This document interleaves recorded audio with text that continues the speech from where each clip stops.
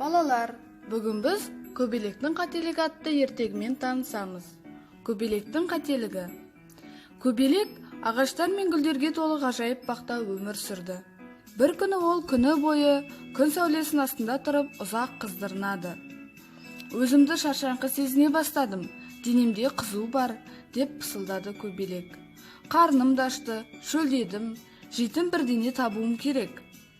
Бақтың бұрышында көлеңкелі жапырақтар бар еді, сол жерге барып салқындап алайын деді көбелек. Болмайды деп саңқ етті қаңғыз.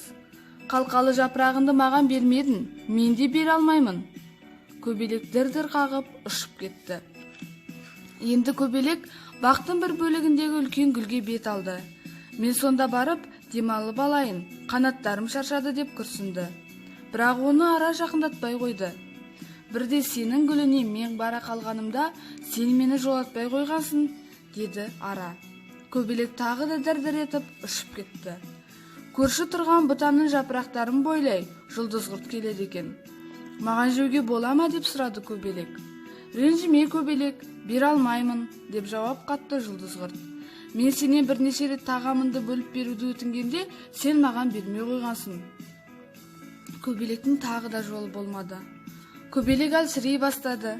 Мен бақтың суатты жеріне барып су ішуім керек деп ойлады ол. Тоқта, деп бақылдады бақа. Кеше сен маған аузым құрғап, шөлімді қандырайын деп су сұрағанда, бір тамшы суда бермедің. Менің суатыма неге келдің? Қатты шаршаған көбелек өзін бақытсыз санап, ары қарай ұшып кетті.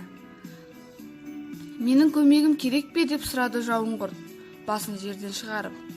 Мұнда қалқа болатын жапырақтар мен су тамшылары бар. Кел. Көп рахмет. Қателігімді енді түсіндім. Осы уақытқа дейін өзімшіл болыппын ғой деп көбелек достарын іздеуге ұшып кетті. Ешқашан менмендікке салынып, өзімшіл болмауға барлығына уәде етті.